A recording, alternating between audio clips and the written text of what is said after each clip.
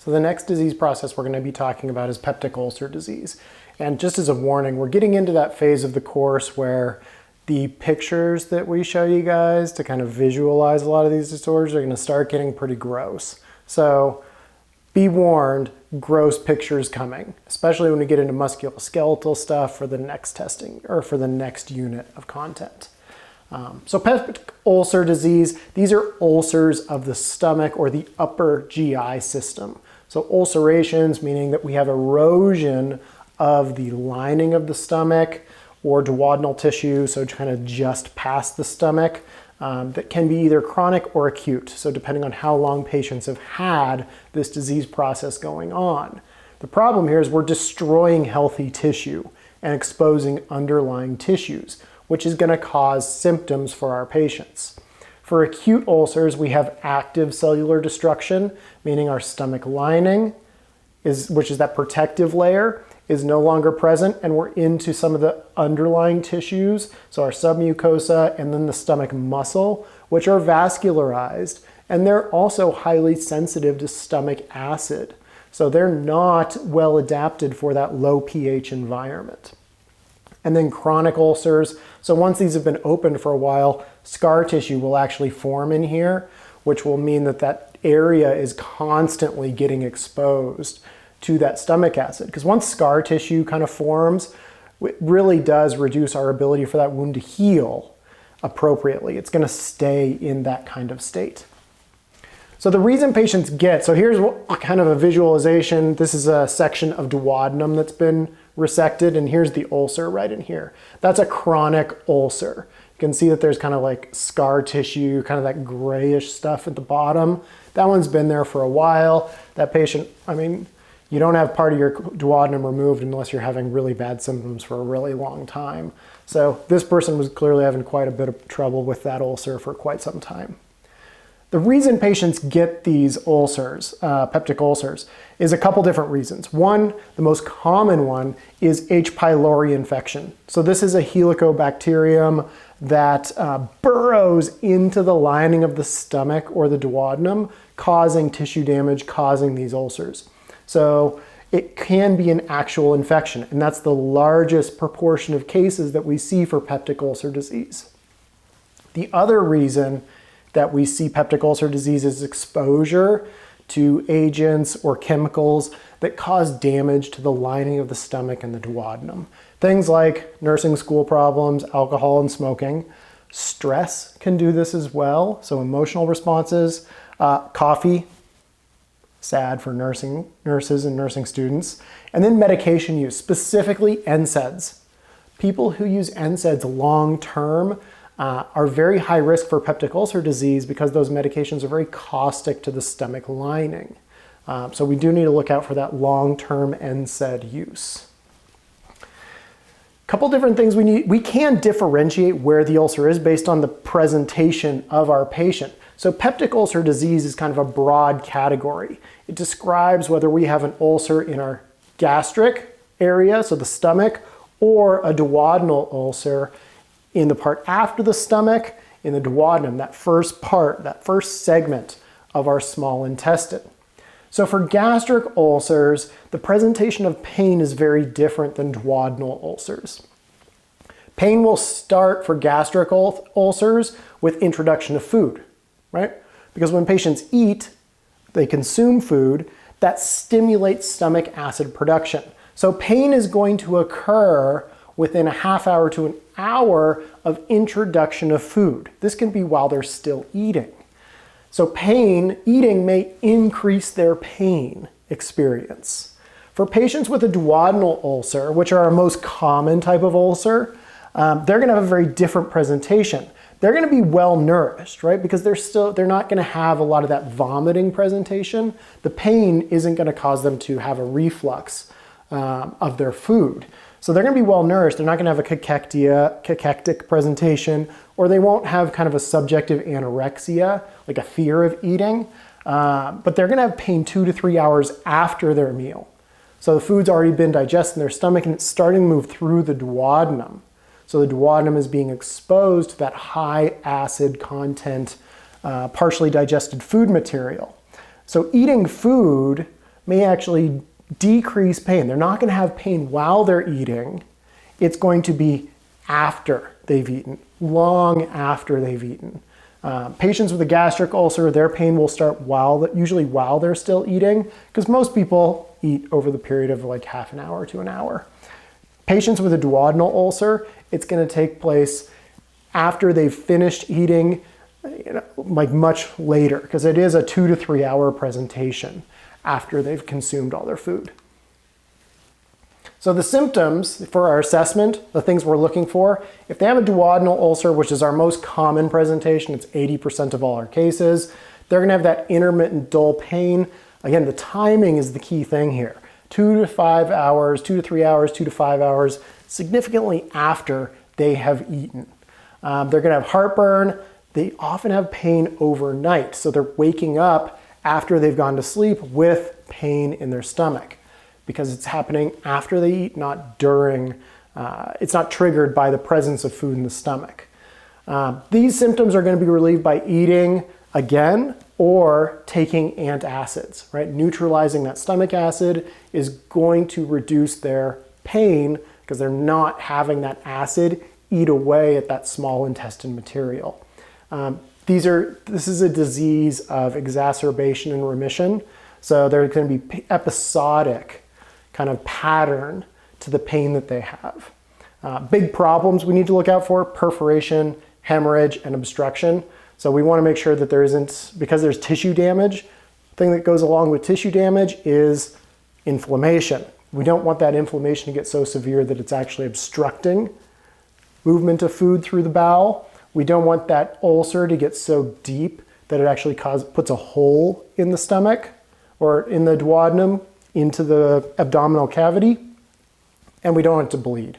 So those are the big complications we want to look out for in those types of patients. For our stomach ulcers, they're going to have pain that starts with food, right? Introduction of food stimulates the production of stomach acid, which is going to exacerbate any of that damaged mucosal lining in the stomach pretty much immediately. So they're going to have burning, bloating feeling, nausea, vomiting, one of those big symptoms we're looking for with gastric ulcers, weight loss, early satiety. So meaning they're going to start having, it's almost like a conditioned response. They know they have pain with eating, so they're not going to eat very much, right? So they're going to feel full sooner, and they're going to have weight loss because they're not getting full caloric intake. NSAID use is a big, big problem. And again, food is going to be our aggravating symptom here. So introduction of things that are going to cause stomach acid production are going to increase pain for our gastric ulcers. We're worried about the same types of problems, right? Obstruction, hemorrhage, perforation, because again, the etiology and the pathophys behind these problems is the same. We're having that erosion of the stomach lining. So we need to look out for the problems of tissue erosion in these types of patients. For medical diagnosis to happen, again, we're going through that screening to treatment kind of plan. So for screening, H&P, so interviewing our patients, the characteristics of their presentation of disease is a big deal. Are they having pain while they're eating or hours afterwards? Are they waking up overnight with stomach pain, or is it happening right after they finish eating? That presentation is going to help us zero in on where the problem may be for these patients. And then an H. pylori test. So this is a urease test. This can be done as a stool sample. So we'll analyze that for presence of H. pylori. And that's our most common etiology of a lot of these peptic ulcer diseases. So we can anticipate doing that type of examination on patients who we suspect have peptic ulcer disease. Once we get a suspicion based on their presentation, we want to see where the ulcer is. We want to visualize it to make sure it's actually there. So for duodenal ulcers, here's an example of an acute duodenal ulcer. You can see here's the scope kind of going through the stomach into just the first part of the duodenum, just past the stomach. So here's an acute ulcer. Actually, that looks like a chronic ulcer. You can see that kind of black tissue, that scar tissue that's moved in. All this white area is scar tissue. Here's a gastric ulcer. This is an acute ulcer. So you can see there's not there's kind of a discoloration of the skin from that damage. You can tell that the lining has been eroded, but we don't see kind of this chronic kind of cavity that's been scarred over. So those are all visualized by EGD, right? So that scope, that endoscopy scope from the top end. So for us as nurses, our nursing diagnoses, the things we're looking out for, one is imbalanced nutrition, right? Less than the body requirements for both problems. Both of these people are going to recognize that eating is a source of pain for them. So they're going to have some kind of problem around that. They can have the inability to digest and absorb nutrients because of vomiting, if they have a gastric presence, and possible risk of having a total gastrectomy or a partial gastrectomy, so removal of part or all of the stomach, as a result of that, the extent of the ulceration that they have in their GI tract. Others include pain, altered sleeping pattern, another one is imbalanced nutrition greater than body requirements, especially for patients with duodenal ulcers, where they actually have relief with eating, right? Because that stomach acid is being put to use. It's not making its way to the duodenum in as high a concentration. So depending on kind of where the ulcer is, the presentation is going to be a big deal, right? So we do need to be very careful about differentiating gastric from duodenal ulcers in our patients. So for the medicine side of this, there's going to be management, of course. What are our physicians going to be doing? First and foremost, antibiotics for H. pylori presentation, and then diet modification. One thing, backing up real quick, one thing about the H. pylori and antibiotics is there is a pretty high prevalence of failure to treat with one round of antibiotics. So it's not uncommon, it's actually quite common for patients to have to go through multiple rounds of antibiotics in order to clear out the infection. It's not because of an antibiotic resistance, it's just it's a hardy bacterium, and it takes quite a bit of antibiotic to really eliminate it from the GI tract. So diet modification also, so small frequent meals, no smoking, no alcohol, be a good nursing student, don't do those things. Bland food is encouraged, so spicy food, things with high acidity can exacerbate the presence of disease. And we also need to eliminate NSAID use in these patients. Right? We know NSAIDs can exacerbate damage to stomach lining and stomach mucosa. So if they already have damage to their stomach mucosa, we don't want to give medications that are going to exacerbate or make that problem worse. Excuse me. So surgically, we've got a different kind of solution for this. So that if we can't manage their peptic ulcer disease medically, or if they have a very, very severe ulceration, then they're going to have surgical correction of the problem. So they get one of the Billroth procedures. This is where we remove the distal portion of the stomach, which is usually, it's most likely most prevalent area where these ulcerations do occur for gastric ulcers and duodenal ulcers. And we reanastomose or sew together the stomach with the small intestine. So with a Billroth 1, we just remove this distal part of the stomach and sew it back to the duodenum, right? For a Billroth 2, which is for our patients with duodenal ulcers and stomach ulcers, they'll remove the distal part of the stomach, but instead of attaching to the duodenum, they'll actually bypass the duodenum and go to the jejunum, which is kind of that middle section of our small intestine. So it'll look like this. We keep the duodenum intact because that's where all the ducts drain, so our bile duct, pancreatic duct all drain into that area. So we want to keep that so that drainage material still makes its way into the digestive tract to aid with digestion, but we don't want to expose acidic stomach contents to that area so that those ulcers can heal. NG tubes are also a thing we do for these problems, right? If patients have very, very severe symptoms of heartburn associated with peptic ulcer disease, we will insert an NG tube into these patients and suck out the gastric contents, right? We're going to remove the acidity for these patients.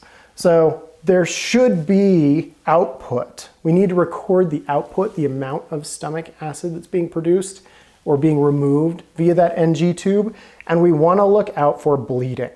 After these surgeries, there is going to be an NG tube placed for these patients. It's kind of like a surgical drain, right? Because we've removed part of the stomach, so we want to put that NG tube in there to get the stomach acid out so that healing of those incisional areas can take place and to monitor for bleeding.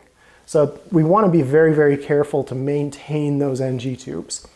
If that NG tube becomes dislodged or starts to be partially removed, it's a surgical drain. So we do need to report that to the surgeon immediately so that they can take an x-ray, make sure it's placed appropriately, and whether it's still clinically necessary. One of the big risks here is if it does kind of get pulled out a little bit, if we try to push it back in, we don't want to push that tip through one of those incision areas where the skin is very, very fragile and actually perforate their bowels when we reintroduce that NG tube. So if anybody's going to advance that NG tube, it's going to be the surgeon. And I'll let them create the problem that they can fix. If we perforate their bowel, like, that's terrifying, and we don't want to do that. Once the surgical incisions have healed, a key thing we need to pay attention to in the recovery for these patients is their nutritional status. Right? Because we're altering the way that food material moves through the GI tract, they're going to have an altered nutritional intake. So making sure that they have good nutrition after the surgery is a really big deal, to make sure that they have appropriate caloric intake and nutritional intake. So for our nursing plan, if things are going well, we've created the conditions where healing can take place, whether it's healing of an ulcer or whether it's healing of a surgical incision in the GI tract. So we need to manage those gastric secretions because that high acidity environment is very, very bad for wound healing, right? Think of if you had a cut like on your body somewhere and you put like lemon juice on it, like that's not going to heal very well. So we need to manage that stuff and eliminate the exacerbating factors, right? So if we can do any of that coaching for patients to help support natural healing, great. If we can prepare them for antibiotic management of that H. pylori infection, awesome. And plan to assess their GI tract frequently throughout their hospitalization and throughout the course of one shift, especially around meal times, right? So for night shift, we want to pay attention to how are they at the beginning of our shift and at the very end of our shift, right? Like right after they've eaten and right before they're going to eat again. For day shift, we've got 3 meals that are delivered during the course of that shift. So what's their presentation like around those meal times? When are they having pain? Is it with eating, after eating? If things are going bad, then we want to look out for things like dumping syndrome, which is the most appropriately named syndrome like ever in medicine, which is, we'll get into that in just a second. But real quick, just a syndrome, it's not a disease, it's a cluster of symptoms. So we can live in the world, as nurses, we can live in the world of syndromes because that's a patient experience, right? It's a cluster of symptoms that patients tend to experience. It's not a physiologic abnormality. So we can work with dumping syndrome, and we'll talk about that in a second.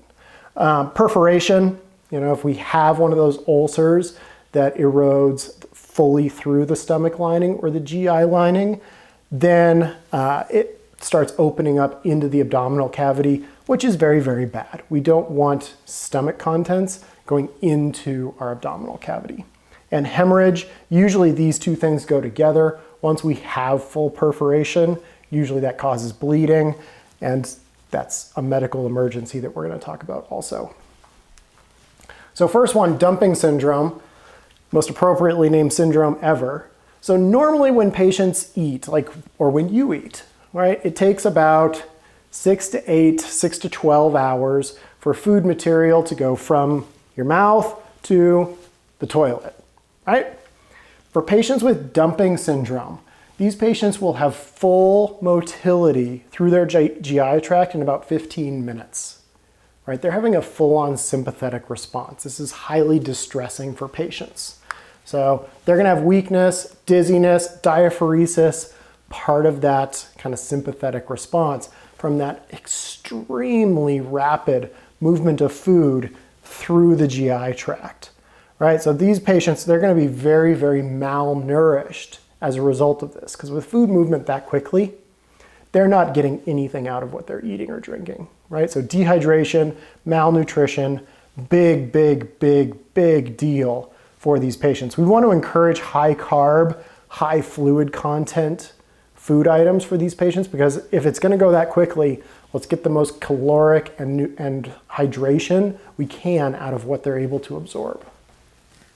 Some of the things we want to do if patients do present with this kind of dumping syndrome presentation is we want to actually encourage them to lie down after eating, right? So it's the opposite of our peptic ulcer disease and our GERD presentation. We want to not allow gravity to assist with that rapid motility through the GI tract. We want to minimize the amount of fluid they're intaking with meals. We don't want to cause excess dilation with meal intake. That excess dilation or excess volume of intake is going to accelerate the movement of food and fluids through the GI tract. So when we say high carb, high fluids, that's kind of as occurrence goes. We don't want to do both things together. All the things are going to cause all the problems. We want to kind of vary that kind of stuff. So we want to be very, very careful about how we present with these patients and how we manage them. Anything we put in there is going to go through fast. The more we put in there, there's going to be more dilation and more movement through. Sorry about the error on this side. We do want to promote that kind of stuff. So for peptic ulcer disease implementation, we know that this is what is going on, right? We've got stomach acid that is eroding through the mucosal liner. So we know that some of these things are the reason that that's going to happen. NSAIDs, H. pylori. So frequent GI assessments are what we're going to be doing for these patients, especially around the timing of their pain. Dumping syndrome, we want to monitor for those imbalances associated with malnutrition, dehydration, and electrolytes. Are they not getting the nutrients they need out of what they're consuming? And then perforation, which is kind of the worst outcome, we want to monitor for hemorrhage. If these patients are bleeding, it's a life-threatening emergency. So we can see we're really looking out for coffee ground emesis. If you guys haven't seen coffee ground emesis, it looks like if you take some like coarse ground coffee, put it in a little bit of water, that's what it looks like. And what that coarse ground coffee really is for these types of patients is partially digested red blood cells. So that's actually a lot of bleeding that they're vomiting. These usually don't smell very good either, so heads up there. Upper GI bleeds are a medical emergency. Most patients can bleed about 1 liter of blood into their GI tract before they start presenting with symptoms, before they start vomiting that coffee ground emesis. So that's already a lot of blood loss, right? So vital signs are a big, big deal. Anytime you're in a bleeding situation with a patient, vital signs are a big deal. Hemodynamic stability is priority number 1, always. This is an ABC problem, right? It's not an airway or a breathing, but it's definitely circulation. So we need to assess for hypotension, which would indicate or make us suspicious that our patient is becoming hypovolemic. Orthostatic hypotension is going to come first. So we can assess that early on. If our patient's complaining of a lot of abdominal pain, we can check orthostatics before they're in this coffee ground emesis kind of active bleeding kind of presentation. So we can check that first. An EGD will be done on these patients. We would need to visualize the source of the bleed, and surgically, they're going to do an intervention. It's called either banding or clipping, where they close the opened area to stop the bleeding. So this intervention is what will be done to correct that active bleeding in our patients. This is a good graph of kind of where this stuff happens so you can visualize it. We want to pay attention to the big stuff, right? So some of this like 0.2% stuff, like, it's not very common. But the big things are, our gastric erosion, right, which will take place in this part of the stomach. And our big risk factors are alcohol, smoking, and NSAID use. So that's one of our big risk factors for where patients can develop bleeds associated with ulceration. Also up in the esophagus, especially because of hiatal hernia, right? If we have that acid reflux or that GERD presentation, the esophagus is a very high risk area that can develop bleeding. And then also our peptic ulcers, especially our duodenal ulcers, so right after the stomach. These are, our big risk factors here, NSAIDs and H. pylori, advanced H. pylori disease.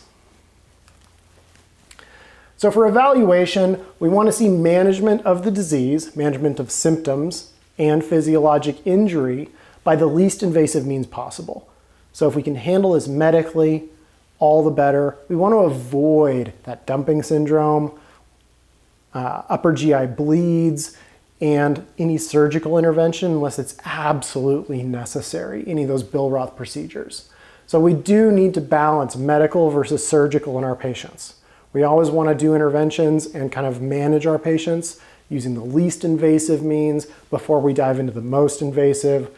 So the more medical we can be versus surgical, the better. But we always have that surgical option in the most extreme cases of disease presentation. And then for anybody with peptic ulcer disease, we always, in the back of our mind, want to be aware of what is the worst possible complication that could occur, right? So dumping syndrome, we want to look out for that presentation of just rapid kind of sympathetic response movement of gastric contents through the GI tract that'll lead to those massive dehydration and malnutrition problems. And then our upper GI bleeds, which is a life-threatening emergency. So any presentation of vomiting blood, coffee ground emesis is a really big problem. And then what to do if these things are experienced, right? So for dumping syndrome, we want to get them as much nutrition as possible for the periods when they are eating, knowing that not much is going to go through. And we're also going to be giving some of those medications that are going to slow down motility through the GI tract. For upper GI bleeds, our big thing is we need to get the blood out of these patients and prepare them to have endoscopy done, which is to correct that bleeding. A surgeon is going to have to, we can't hold pressure on bleeding in the upper GI system. It's like, where do you put pressure, right? So a surgeon really needs to get in there and fix that. So they're going to have that EGD procedure and have that endoscopy repair as quickly as possible. So we need to prepare for those things. That's our peptic ulcer disease and some of the complications. Next, we're going to get into some disorders of the lower GI tract.